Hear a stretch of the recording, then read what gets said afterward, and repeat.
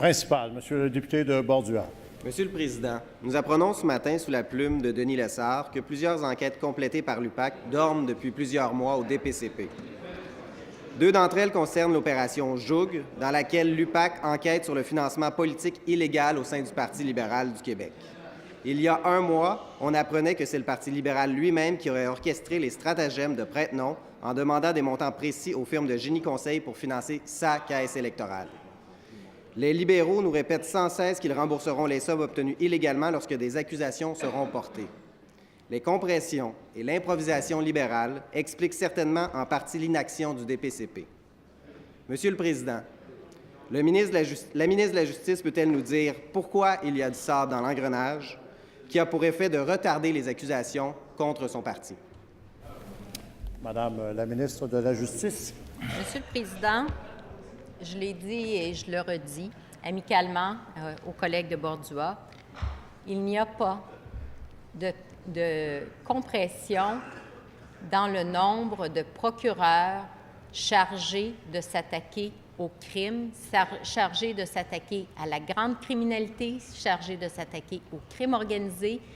Et les procureurs font leur travail en toute indépendance, sans aucune ingérence politique de quelque nature que ce soit.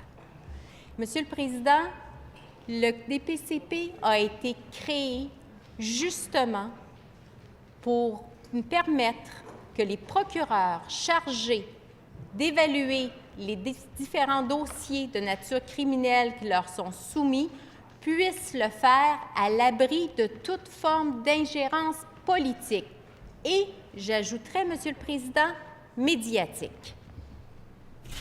Première complémentaire, Monsieur le député de Bordua. Monsieur le Président, les éléments s'accumulent. Échec des méga-procès. Le DPCP ne porte pas d'accusation lorsqu'il devrait le faire et doit revenir ensuite sur sa décision. Coupure incohérente dans les ressources consacrées à la lutte contre le crime organisé. Et maintenant, des dossiers qui dorment sur le bureau du DPCP et une collaboration avec l'UPAC qui s'effrite. Monsieur le Président, qu'attend la ministre de la Justice pour exiger que la DPCP vienne s'expliquer en commission parlementaire comme nous le demandons?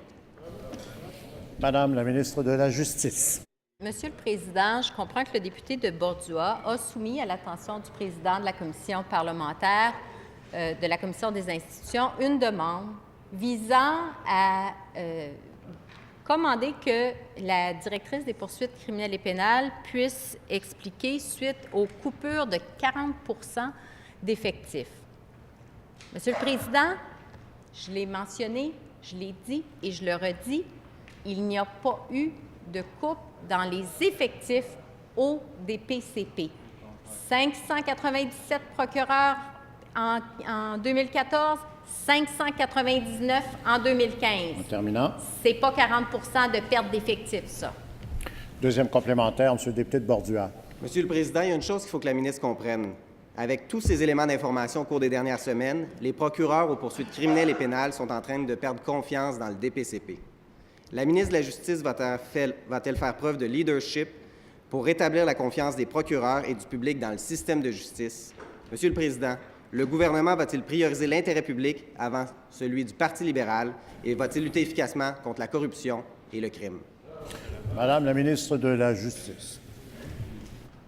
Monsieur le Président, il n'y a personne autre que le Parti libéral qui a fait plus pour lutter contre le crime.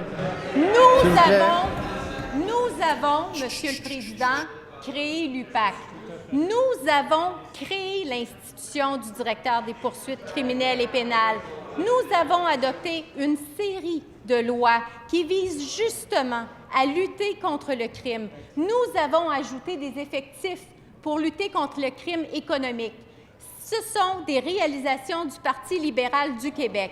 Monsieur le Président, les réorganisations qui sont encore cours par la directrice des poursuites criminelles et pénales visent justement à s'adapter à cette nouvelle criminalité.